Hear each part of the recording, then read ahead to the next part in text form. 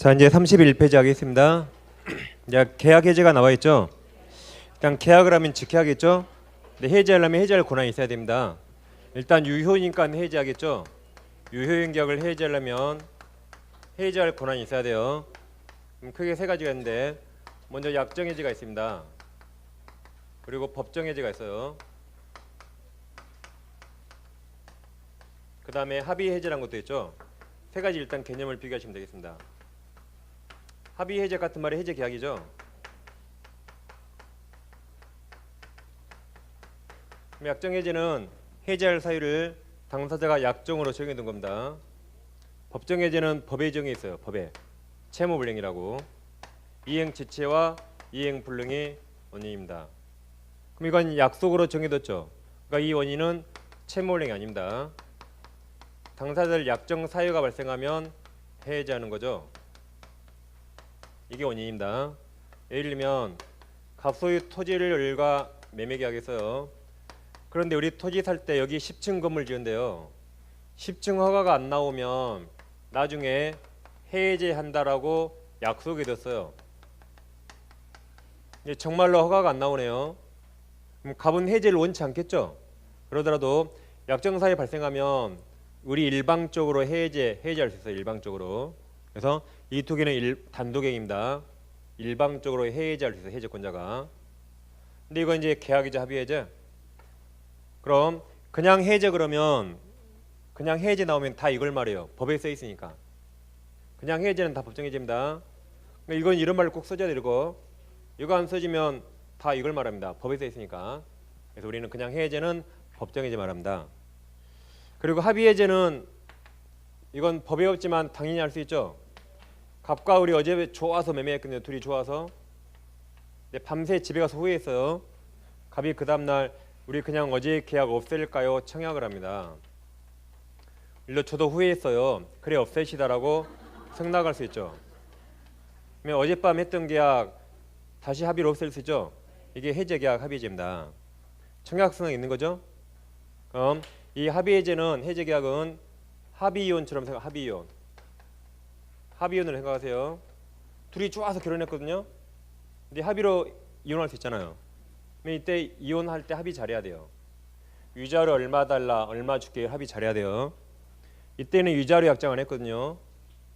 이때는 내가 네 가진 거 도와도 나 혼자 살 수 있다고 위자료 약정 안 했어요. 나중에 살기 팍팍하네요. 그래서 위자료 좀 달라 그래요. 그럼 갑이 미친년 그래요. 그러겠죠? 그러니까 이때 합의를 잘해야 돼. 합의. 따라서 이때 이자라든가 손해배상 약정 없으면 나중에 청구 못합니다. 이때 이자라든가 손해배상 합의 써야 돼요. 나중에 달라면 돌아온 것은 미친년 맡겼습니다. 그래서 뭐든 여기는 약속 합의에 따라 정합니다. 따라서 이 법정해제 규정이 이쪽에 적용 안 돼요. 법정해제 규정이 약정해제는 적용 안 됩니다. 여기 뭐든지 합의로 정하니까. 그래서 이자라든가 손해배상 적용 안 돼요. 단 딱 하나, 여기 제3자 보호가 있거든요. 제3자 보호 규정은 적용돼요. 이거 딱 하나 하면 이게 판례입니다. 이 아새끼 있다면 아새끼 보호할 거 아니에요. 아새끼는 둘이 결혼하더라도. 그렇죠? 제3자 보호 규정 적용돼요. 나머지는 적용 안 되고 뭐든지 합의를 하기 때문에 이자나 손해배상 특이하게 됩니다. 이렇게 개념 세 가지를 비교하시고 이제 우리는 법정 해제만 공부합니다. 법에 써 있으니까. 그럼 이제 그 31페이지는 상단에 1번 합의 해제 있죠? 그 세 줄 시험이 잘 나온 거 읽어보시고, 2번 법정 해제권 발생은 양과를 번 이행 지체와 밑에 양과를 이행 불응은 보시면 돼요. 그리고 이제 큰 3번 해제 효과가 있나요? 이쪽이 중요해서 여기를 보겠습니다. 그럼 해제는 법정 해제를 말합니다. 그냥 해제는. 그럼 548조 1항 보세요. 당사자 일방이 계약 해제한 때는 그다음 각 당사자 동그라미 각 당사자는 그 상대방에 대해서 원상의 무구모가 있다. 그러나 제3자 앞에 선이 있나요? 없죠. 그러니까 악의도 보호됩니다. 선이 악이 포함돼요. 악이 포함돼요. 제3자 권리 해하지 못한다. 그러나 규정이 여기 적용된다 이 말이에요. 그러나 그 규정이 이쪽에 적용돼요. 제3자 보호 이거. 그 다음 2항 보시면 전화 경우에 반환을 금전에는 그 받은 날 동원 하십니다. 그걸 해지한 날 X. 올해 타 시험에 해지한 날로 시험에 나왔어요. 받은 날입니다. 받은 날로부터 이자를 갑니다. 다음 551조 계약 해지 또는 해제는 손해배상 청구에 영향을 미치지 않는다 그랬죠. 영향 미치지 않다가 손해배상 청구할 수 있다요 없다요? 영향 미치지 않다가 청구할 수 있다 없다? 있다죠. 그러니까 어떤 과목이든 영향을 미친다 안 미친다 잘 나오죠. 그걸 해석을 잘 하셔야 돼요. 그러니까 집에 가서 누가 나를 간섭하잖아요. 그럼 내 삶에 영향 미치지 마 그래요. 집에서 남편이 간섭하면 내 삶에 영향 미치지 마. 그러면 네가 간섭하든 말든 나는 나대로 간단 말이에요. 그럼 손해배상 할 수 있다 없다? 있다. 해지하든 말든 손해배상 청구할 수 있다 그 말이에요. 그래서 내 삶에 영향 미치지 마 하세요. 오늘 가서 해보세요. 집에 가서. 그럼 무슨 말인지 몰라요. 안 쫓겨나요? 뭔지 모르니까. 나만 아는 겁니다. 나만. 그래서. 그럼 이제 우리 법정해제 보니까 법정해제 발생 원인은 채무불이행입니다. 이게 원인이 돼서 해지하고 플러스 뭐도 할 수 있다? 551조 손해배상 청구. 그래서 이제 당사자 일방이 채무불이행하면 이행 재치나 이행 불능이 있죠. 타방 당사자는 계약을 해지하고 이와 전혀 별개로 손해배상도 청구할 수 있어요. 그럼 계약 해지하면 소급해가 있죠. 소급의 계약이 없어집니다. 소급의 실효가 되죠. 그럼 내 채무를 이행 전이라면 이행할 필요 없겠죠? 해지했으니까. 근데 이행했다면 아까 거기 법에서 원상회복 의무가 있어요. 원상회복 의무가 있습니다. 단 원상회복 하더라도 제3자를 해야 할 수 없어요. 여기 제3자 보호가 있습니다. 이때 선이란 말이 없죠? 악의도 보호돼요. 뭘 알았던 거예요? 제3자가? 너희들 하는 짓이 해지될 줄 알았대요. 내가. 알아도 보호됩니다. 해지 3자. 선의가 없으니까. 그럼 원상회복할 때는 아까 금전 돌려줄 사람은 받은 날부터 이자를 준다 그랬죠. 그럼 물건 돌려줄 때는 사용이 과실을 주는 겁니다. 예를 들면 갑소유 부동산을 우리가 매매했습니다. 우리 먼저 갑에게 중도금까지 줬거든요. 근데 갑이 우리를 신뢰하고 우리에게 소유권을 먼저 넘겨줬어요. 그 점유까지 다 넘겨줬어요. 우리를 신뢰하고. 잔금은 나중에 잘 알아서 주세요라고 했습니다. 그럼 우리 나중에 잔금 줘야겠죠. 잔금 줘야 안 줘요? 잔금 안 주니까 우리가 공부를 하는 겁니다. 자문 주면 할 게 없잖아요. 잔금 줬으면. 그래서 갑이 상당 기간 채고하고 계약을 해지했어요. 해지했는데 얘들이 지금 뭔가 이행했잖아요. 원상회복 해야 됩니다. 그럼 갑은 중도금 돌려줘요. 이자 가산해야 안 해요? 이자 가산해야 돼요. 그럼 누가 잘못했죠? 우리 잘못했지만 이자 주는 겁니다. 그래서 올해 법무사 나왔는데 이 이자는 갑이 잘못해주는 이행지체 이자가 아니에요. 이행지체가 아닙니다. 잘못한 게 아니에요. 그냥 갑은 지금까지 한 달이라면 한 달간 을돈을 가지고 다녔거든요. 그럼 을돈에서 법정이자가 생겨요. 연오픈. 시험범 아니지만 그 연오픈 법정이자를 주는 겁니다. 지금까지 남우돈 가지고 다녔으니까. 잘못해주는 이자가 아니에요. 남우돈 가지고 다녔으니까 부당이득이에요. 부당이득. 이행지체 같은 게 아닙니다. 그 다음 우리는 등기 말소이자 하겠죠. 지금까지 조미한 것 돌려주고 이자에 대응해서 지금까지 사용이익도 과실로 반환해요. 그리고 원상회복은 잘못했던 안 했던 이렇게 하는 겁니다. 그래서 아까 법조문에 각 당사자 또 넣으셨죠. 잘못했던 안 했던 각 당사자는 원상회복해야 돼요. 그리고 잘못한 놈은 551조로 손해배상 청구합니다. 잘못함한테 뭘 청구해요? 손해배상 청구. 그러니까 원상회복은 잘못했던 안 했던 특약에 따르고 특약 없으면 이자나 과실 주는 겁니다. 사용에. 잘못은 손해배상 청구예요. 그래서 갑이 손해배상 청구하면 우리 이제 손해배상 의무가 생기는 겁니다. 그래서 그 밑에 양괄호 1번에 그 동그라미 1, 2, 3이 써 있습니다. 그리고 이제 이 해제 3자 이제 이것만 보면 돼요. 이제 원상회복 보셨으니까 제 3자부. 그럼 해제 3자가 뭐 되려면 이 사람 등기가 뭐 돼요? 등기가 뭐 됩니다. 비통착사강 3자랑 달라요. 이제 3자만 보는 겁니다. 여기 비통착사강은 새로운 관계만 맺으면 돼요. 근데 해제의 3자는 등기까지 해야 보되면 등기까지 해야지. 그래서 해제의 3자는 등기가 돼요. 그래서 해삼 등기, 여기서 해삼 등기. 해삼도 등기가 돼요. 해삼. 해삼도 등기합니다. 그래야 보대요. 다시 갑부동산을 우리가 매매했습니다. 아까처럼 우리 중도금 줬어요. 갑은 아직 잔금 안 받았죠? 잔금 채권이 있는데 방금처럼 우리에게 먼저 소유권을 넘겨줬습니다. 그럼 우리 소유권 취득했죠? 근데 우리 A를 만나서 다시 되팔았어요. 전매했다. 그럼 우리에게는 매매대금 들어왔죠? 우리 잔금 지급일에 잔금을 줘야 안 줘요? 안 주니까 시험에 나온다 그랬어요. 그러니까 채무불이행이죠. 그러니까 상당기간 채무하고 계약을 해지했습니다. 해지는 소급회가 있죠. 이때로 소급해서 계약이 실효되면 이 등기도 처음부터 무효가 돼요. 원상해 보겠죠? 말씀해주면 그러더라도 제3자를 보호됩니다. 제3자를 해야만 안 돼요.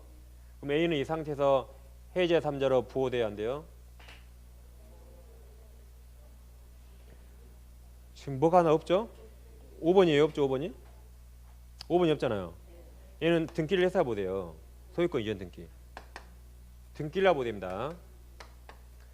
비통착사강은 그런 거 필요하지 않아요. 여기는 등기를 보대요. 그러니까 이걸 시험에 잘 내는 겁니다. 비통착사 다르니까. 왜냐하면 이걸 요하지 않는다면 우리 이렇게 해버립니다. 10월 1일 날 해제 당했거든요. 자기가 잘못해서 해제 당했죠. 근데 그건 잃어버리고 일단 기분 나빠요. 친구랑 짜고 가짜로 그 다음날 12월 2일 날 가짜로 매매 계약서를 작성해요. 가짜로. 날짜를 9월 15일로 써버립니다. 계약서 날짜를. 그러면 해제되기 전에 이해관계 맺은 것처럼 보이죠. 실제로는 그건데. 그럼 얘가 보호되면 되겠어요? 안 되니까 해제되기 전에 이 빼도 박도 못할 증거를 갖춰야 돼요. 이 등기를 이제 와서 10월 1일 전에 날짜로 등기할 수 있나요? 불가능하죠. 그러니까 해제 3자는 이런 남을 포함 안 되니까 이렇게 해제되기 전에 객관적 증거를 갖춰 보되는 겁니다. 그래서 등기를 오고요. 등기가 됩니다. 만약에 해제되기 전에 우리에게 돈 빌려줬대요. 그럼 돈 빌려줬으면 저당후 등기를 했어야 돼요. 또는 부동산을 압류, 가압류 등기했어야 돼요. 또는 여기도 매매했으면 등기를 했거나 또는 소유권 이전 청구권 가등기를 했어야 돼요. 이렇게 다 등기가 보돼요. 등기가 보됩니다. 주택에서 주택을 빌렸으면 주택임차권, 대항력권 갖춰야 돼요. 등기 대신 주민등록 날짜가 이 날짜보다 더 빠르게 딱 찍히게 있어야 돼요. 그래야 이런 자가 포함되겠죠. 그래서 뭐 해야 한다? 등기. 그럼 누가 이 채권을 압류가 압류했다. 채권 등기할 수 있어요? 없어요? 채권 등기 못하죠? 채권 등기 못해요. 등기부가 없잖아요. 우리나라 등기는 토지하고 건물밖에 없어요. 채권 등기 없습니다. 채권 장부가 있지. 그래서 얘는 절대 보호 안 돼요. 얘는 절대 보호 안 됩니다. 이 부동산에 뭔가 관계 맺어야 돼요. 그게 다 등기한 겁니다. 그래서 넘겨보시면 32페이지 동그라미 1번 보호되는 3자 있나요? 기억의 밑줄이 있죠. 뭘 가압류했어요? 목적물 기업 부동산이에요. 그럼 등기했단 말이죠. 니은의 밑줄 대항요건, 디귿도 밑줄 이전 등기한 자, 리을도 가등기한 자, 미음도 저당후 등기한 자 다 등기했죠. 보호됩니다. 이번 보호되는 3자의 기억은 뭘 양도받았어요? 채권 등기 못해요. 니은도 채권 자체를 압류 또는 전부 보호 안됩니다. 그 다음 일단 리을 제3자를 위한 계약에서 수익자 제3자는 얘는 민법 전체에서 보호가 안돼요. 민법 전체에서 비통착사강 보호 안돼요. 해제 보호 안됩니다. 민법 전체에서. 미음은 둘째 줄의 밑줄. 무허가 건물 관리 대장이에요. 등기예요. 대장 보호 안돼요. 등기 아니니까. 미음이 아직 우리 시험에 나왔죠. 다른 거 다 시험에 나오는데. 그럼 동그라미 디귿이 이런 겁니다. 동그라미 디귿. 정년 정답이죠. 그것이 갑토지를 을에게 매매했습니다. 토지 매매. 근데 매수인이 돈 안 주니까 매수인 앞으로 등기를 안 해줬어요. 그런데 매수인이 먼저 일단 건물을 지었습니다. 을건물. 그럼 건물을 써야죠. 병에게 팔았어요. 팔고 병 앞으로 건물 소유권 등기 받치면 병이 소유권 취득했죠. 근데 우리 돈을 끝까지 안 줘요. 돈을. 그래서 갑이 이걸 해제했습니다. 해제하고 건물 철거해 그랬어요. 그러니까 병이 나는 해제되기 전에 이해관계 맺고 등기했어. 너 해산 등기 뭔지 아니? 나는 보호된다 그랬어요. 그러니까 판례가 너는 보호 안 된다 그랬어요. 보호 안 됩니다. 뭘 해제했어요? 토지. 토지를 사서 등기하고 되는 겁니다. 토지를 해제했으니까 토지를 사서 등기하고 돼요. 건물하고 아무 상관 없어요. 이거 토지 건물 다릅니다. 건물 양수인 보호 안 돼. 이처럼 해제되기 전에는 아까 선이 악이도 보호된다 그랬죠. 근데 반가로 2번에서 해제 후는 이제 선이만 보호된다. 해제 후는 해제 사실을 몰랐던 선이만 보호돼요. 그거 하나 추가하면 되겠습니다. 밑에 문제 1번 보시면 1번에 동그라미 2번이 중요하죠. 동그라미 2번 계약이 합의 해제 합의 이혼합니다. 합의 해제된 경우 당사 절방이 상대방에게 손해배상 하기라는 등 특별한 사정이 없으면 채무불이행으로 인한 손해배상 청구 못합니다. 이자나 아까 손해배상 약정이 있어야 돼요. 다음 4번을 보시면 해제된 계약으로 생긴 법률 효과에 기초하여 해제 후네요. 해제 후 돈하십니다. 그럼 선이만 해제 후 말소 등기 전에 양립할 수 없는 새로운 이익이 맺은 제3자는 그 선이 악의가 틀렸죠? 악의는 보호 안 돼요. 선이만 그다음 해제에 의하여 영향받지 않다가 보호된다 이 말이에요. 보호된다. 다음 2번 문제는 해제 설명 틀린 겁니다. 1번이 시험이 아주 많이 나오죠. 1번은 착오에서 더 많이 나와요. 이건 계약이 적법하게 해제 후죠. 해제 후에도 착오 원인으로 그 계약을 취소할 수 있다. 착오에서 그게 시험이 제일 많이 나온 겁니다. 착오에서. 그래서 해제 후라도 취소할 수 있어요. 근데 이게 시험이 나면 헛갈립니다. 헛갈리 시험이 나면 그래서 기침할 때 어떻게 해요? 기침할 때 해치하는 거예요. 해치 맞아요. 해치합니다. 분명히 시험장에서 누가 해치 폐세요. 계속 답을 말하고 있어요. 해제 취소할 수 있다. 근데 그걸 틀면 안 되겠죠? 여기서 해제 후 취소할 수 있다.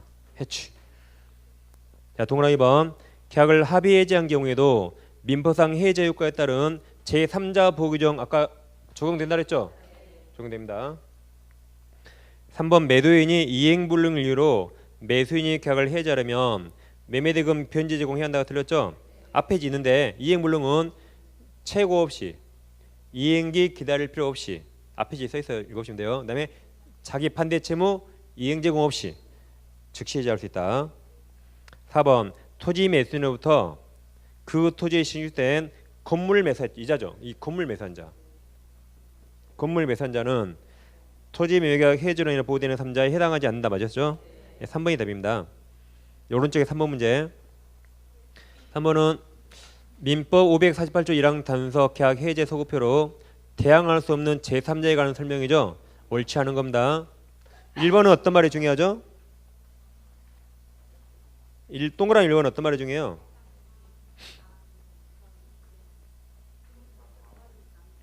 부동산. 채권을 가압류하면 보호 안 돼요. 채권을 가압류하면 보호 안 돼요. 가압류 앞에 부동산 동그라미. 그게 등기했단 말이에요. 등기. 보호됩니다. 2번은 어떤 말이 중요해요? 채권.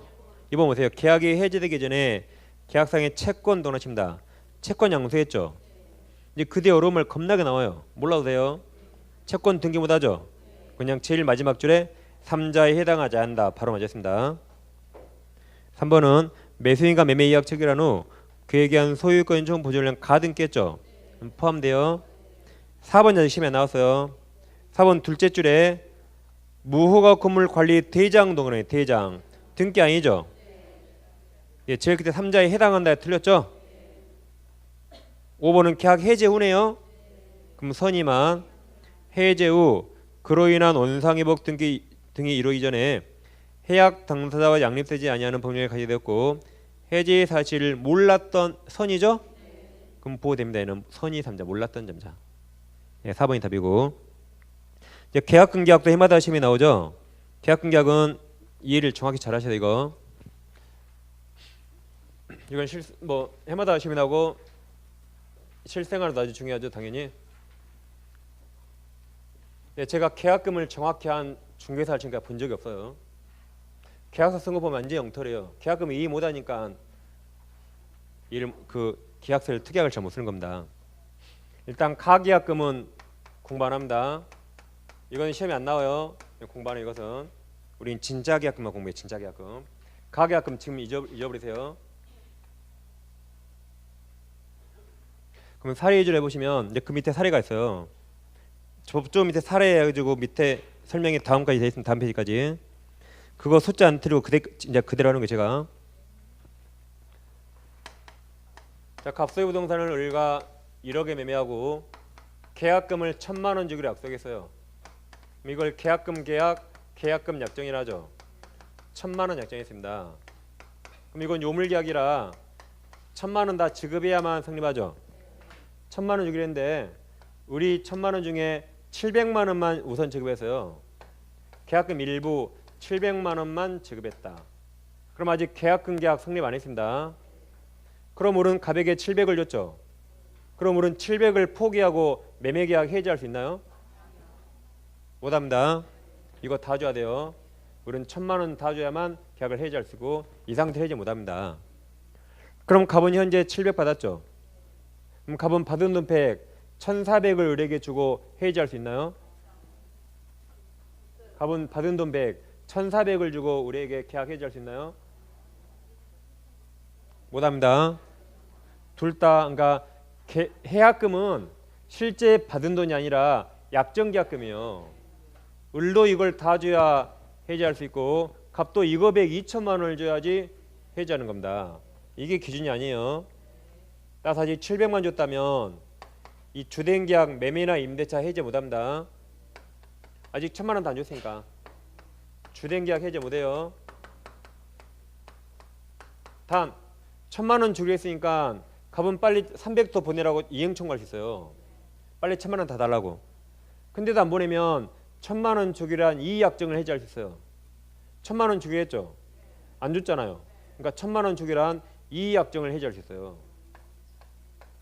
근데 매매 계약을 해지를 못합니다.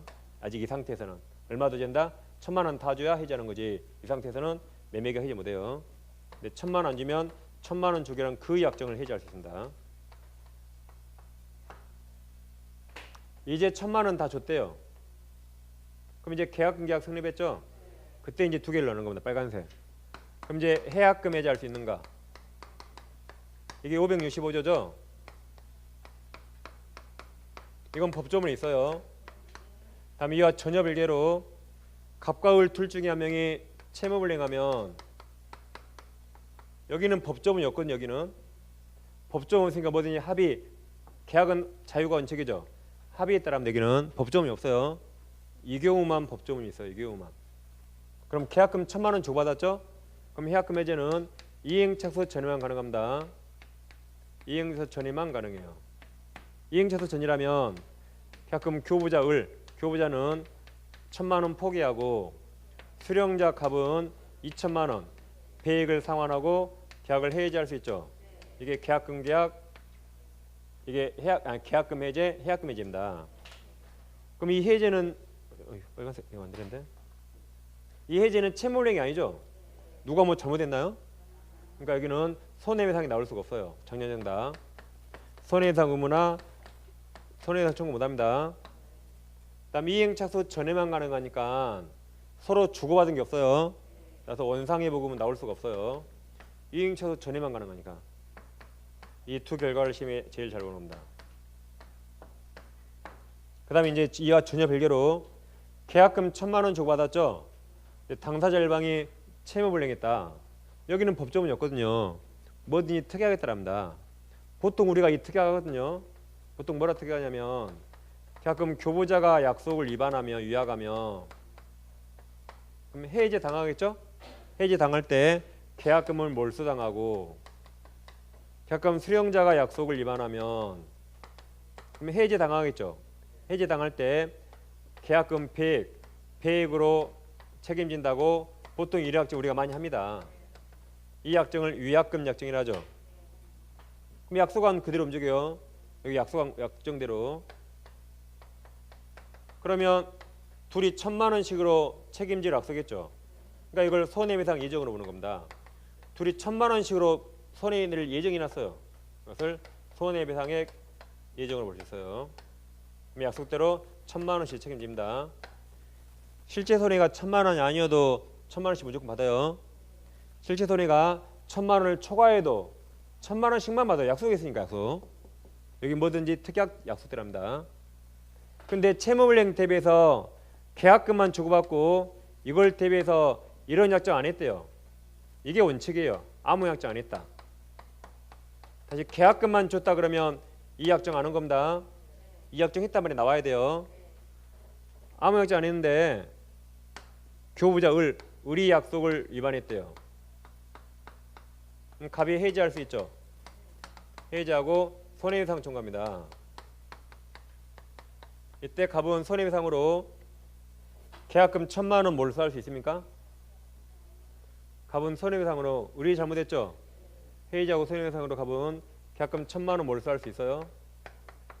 못합니다. 이 약속 안 했잖아요. 몰수 못해요. 1,000만 원 그대로 돌려줍니다. 그리고 내가 입은 실제 손해를 입증해야 돼요.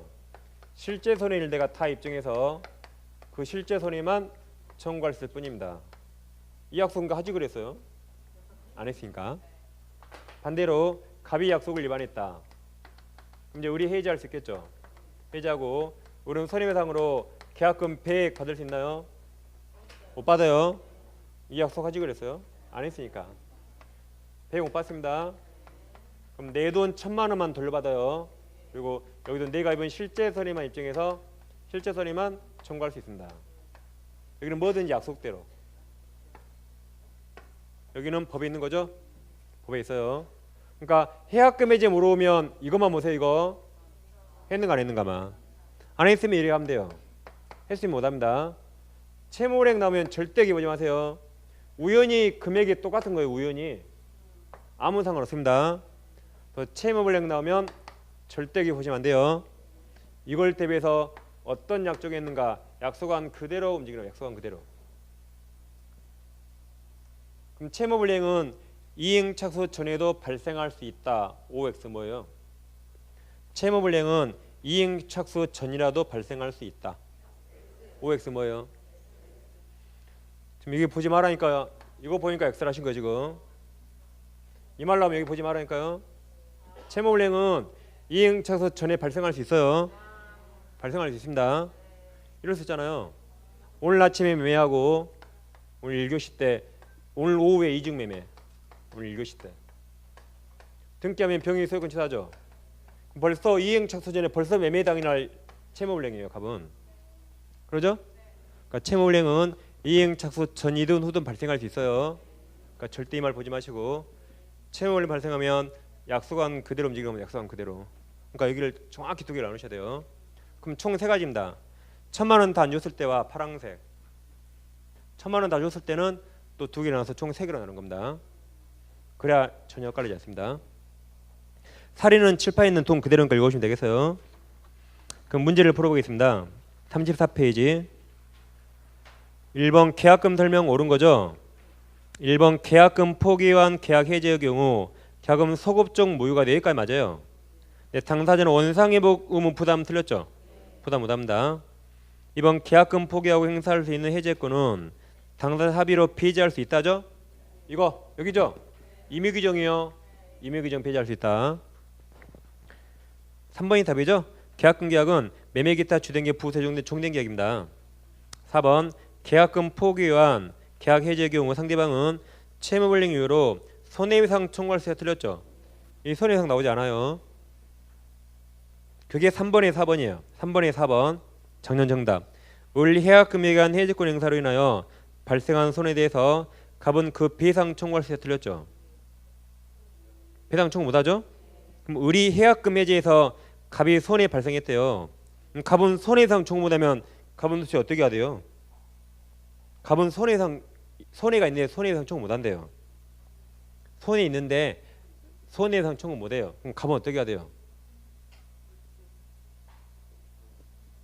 갑은 계약금 1,000만 원 먹으면 돼요. 뭘 어떻게 해요? 갑은 계약금 1,000만 원 먹잖아요. 1,000만 원 벌었잖아요. 그러니까 또다시 손해 청구 못합니다. 다시 의리 해지하면 갑이 1,000만 원 벌잖아요. 그러니까 손해상 또 청구 못해요.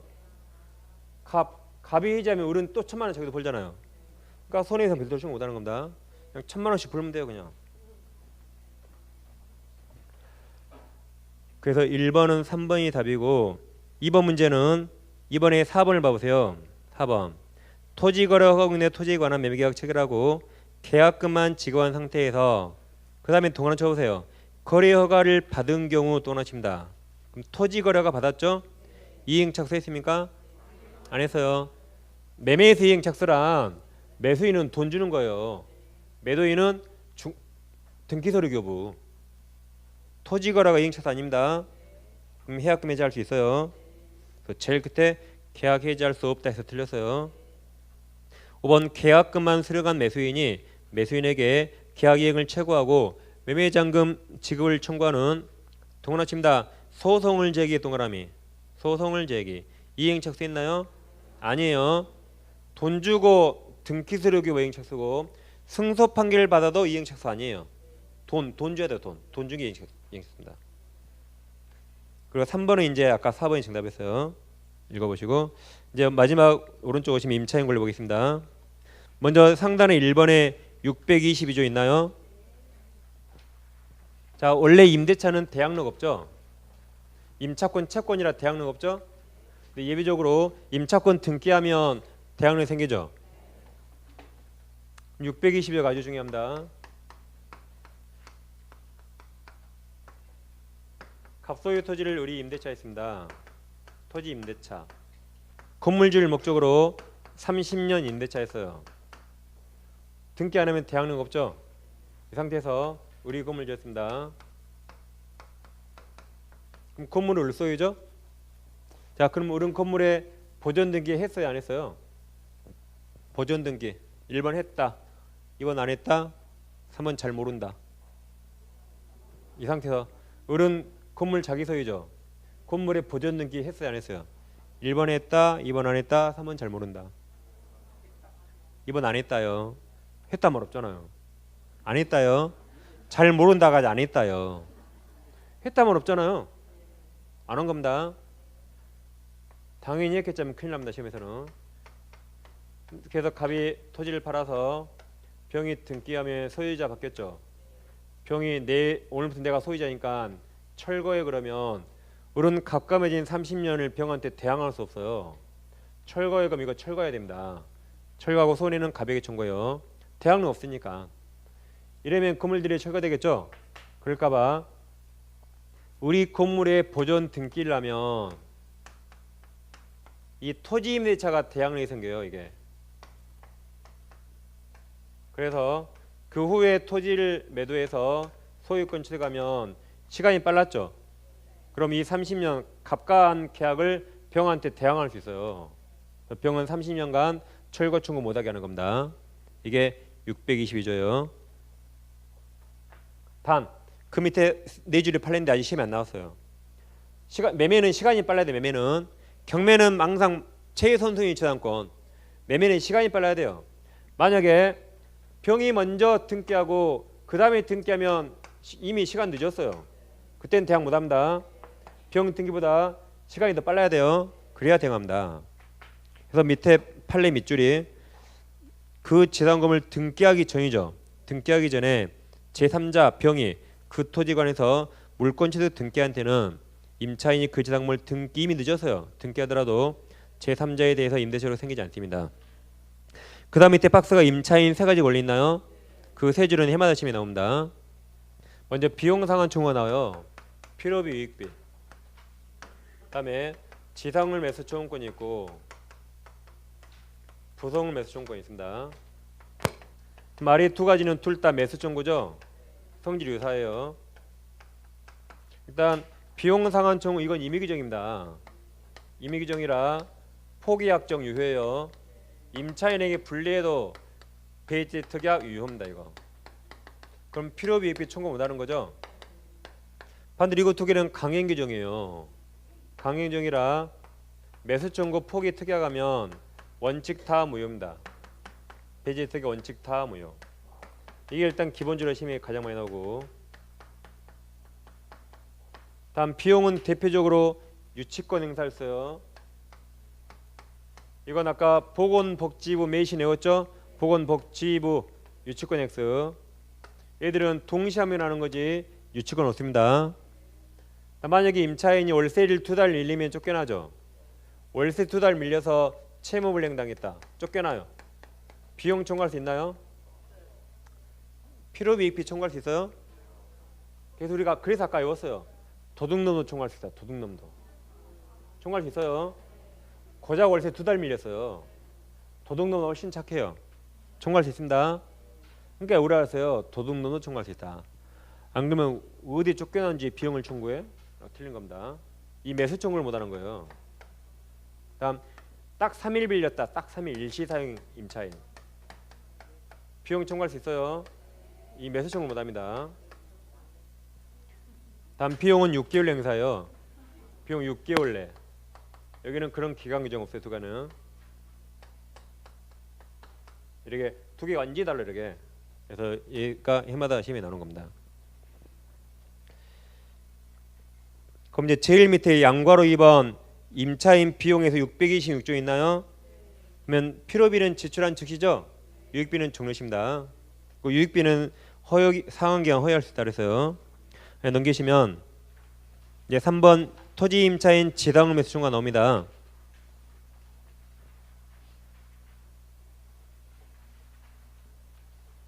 이쪽이 이제 논점이 많죠. 지당 매수가. 이건 지워볼게요. 칠판에 책이 있으니까.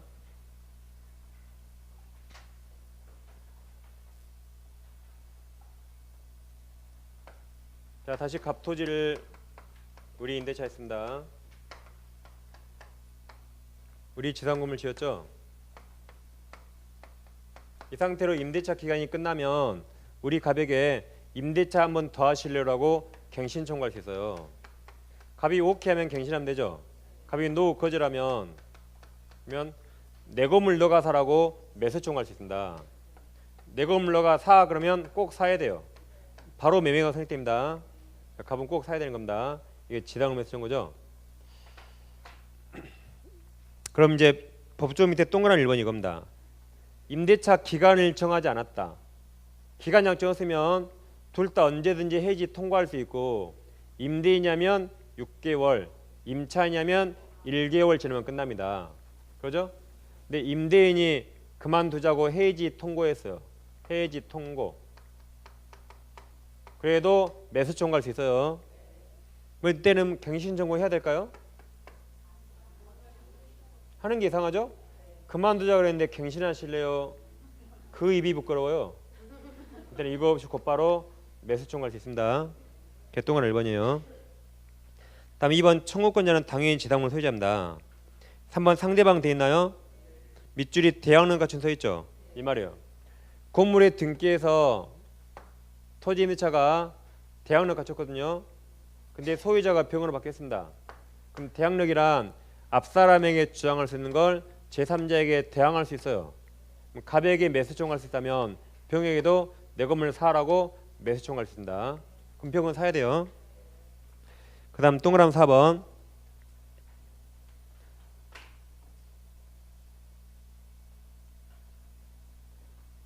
자, 건물에 근저당권이 있어요. 그럼 매수 청구할 수 있나요? 당연히 할 수 있습니다. 그럼 우리나라에 저당 없는 건물이 얼마 될까요? 이거 있어도 당연히 내 건물 사라고 매수 청구할 수 있습니다. 그래서 내 건물 사 그랬어요. 매매 가격이 얼마일 것인가? 현재 건물 가치가 한 10억쯤 돼요. 현재 건물 가치가. 근저당권 채권책이 6억 있다. 매매가가 10억입니까? 뺀 4억일까요? 매매가가 시가 10억이에요. 이걸 뺀 4억이에요. 저 10억이에요. 아까 그 미친놈들. 법은 항상 은행 편이에요. 은행. 우리 시민들 편 아니에요. 은행이 자기들 마음대로 채무자 바꿉니까? 은행 허락 없이 자기들 마음대로 채무자를 갑으로 바꿔요? 절대 안 됩니다. 은행 허락이 있어야 되네. 항상 법은 은행 편이에요. 그래서 아무 말 없으면 시가 10억에 사는 겁니다. 그리고 6억은 누가 갚아요? 우리 원래 채무자 6억 갚는 겁니다. 그러겠죠? 단 갑이 10억을 줘야 되는데 그럼 10억 줄 때까지 은은 이 돈을 갚아줘야겠죠. 그죠? 못 갚으면 4억만 주면 되는 겁니다. 그래도 원래 매매가는 얼마다? 10억, 10억. 채무자 함부로 바꾸면 안 돼요. 은행 허락 없으면 안 됩니다. 항상 은행편에서 생각하셔야 돼요. 법은 은행편이요. 가진 자. 그래서 4번은 그렇게 읽어보시면 되겠습니다. 다음 제일 밑에 부속물 매수가 나오죠. 그럼 부속물 본 순간 두 개가 떠올라야 돼요. 부합물이 아니죠.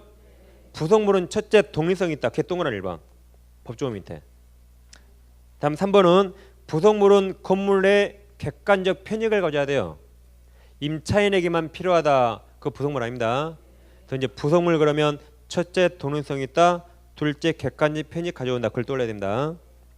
그럼 문제를 봐볼게요. 자 1번 보시면 임대차 설명 옳지 않은 거죠. 동그란 1번은 읽어보세요. 근저당 된다 이 말입니다. 2번 임차인의 비용 상한 임의 규정이죠. 근데 지상을 매수 청구하는 민법 규정은 강행 규정. 비용 상환이 틀렸죠? 2번이 답입니다.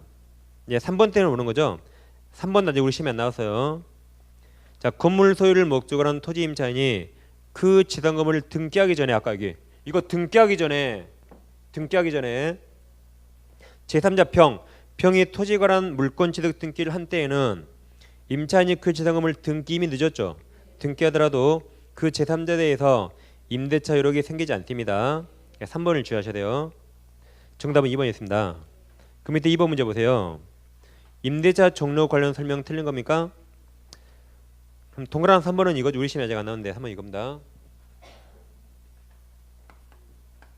갑부동산을 우리가 임대차했어요. 보증금 1억에 월세 100만 원 있어요. 임차인이 월세 만약에 300만 원 밀렸다. 그럼 2기 이상 연체했죠. 그럼 갑은 선택은 갑이에요. 해지하든 또는 1억 받아서 여기서 3억을 공제하든 여기서 300만 원 공제하든 누가 선택해요? 갑이 선택해요. 얘 잘못했잖아요. 얘가 선택하는 거 아닙니다. 갑이 나가 그럼 나가야 돼요. 아니 1억 줬으니까 거기서 공제하라고 주장 못합니다. 선택은 갑이에요. 갑. 속된 말로 우리 여기서 까지만 주장 못해요. 까든 말든 갑이 선택합니다. 그러기 보시고 그 다음 4번 임대차 종료 시 임차인의 부속물 매수 청구하는 규정은 강행 규정이므로 여기까지 맞았죠. 임차인은 채무불이행 동그라미. 아까 채무불이행 X. 그럼 채무불이행 나오면 제일 끝에 볼 게 없어요. 제일 끝에 매수청구권 인정된다 틀렸죠. 안 되고 5번 아까 비용 상한 원상복구 약정하면 인정 안 된다 그랬죠. 그걸 길게 써놨습니다. 3번 문제는 이제 옳은 걸 몰아서 작년 우리 시험 1번 유익비 상한 청구권은 임대차 종료 시 맞았죠. 1번이 바로 답이에요. 필요비 즉시. 2번 부속된 물건 임차물의 구성부분 동그라미. 구성부분. 독립성이 없죠. 독립성 없죠. 구성부분 일치가 된 경우 특별한 약정이 없는 한 부속물 매수 청구 대상이 된다 틀렸죠.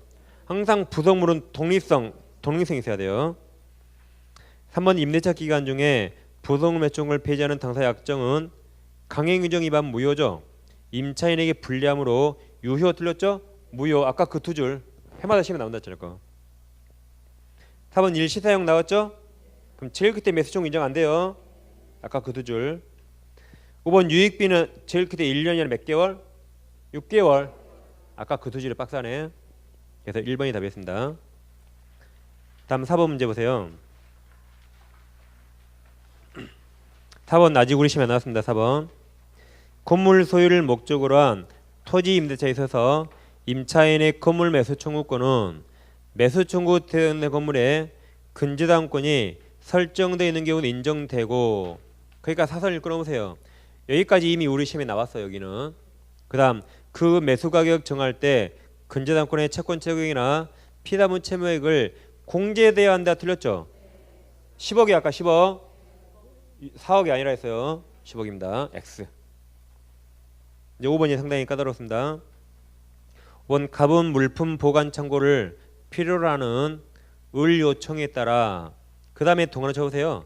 그 소유 X 토지 동원하십니다. 누구 소유예요? 그 뒤에 토지를 을에게 임대 그랬으니까 동그라미 갑소유. 갑소유 X 토지를 을에게 임대함과 동시에 그 지당의 신축 동원은 신축. 누가 신축해서요? 주어는 갑이에요. 갑입니다. 갑 쓰시고 신축한 미등기 Y 건물을 이제 을에게 매도하였고 그 후 을은 Y 건물에 대한 보존등기 마쳤습니다. 보존등기 동그라미. 그럼 대항력이 생겨서 대항력.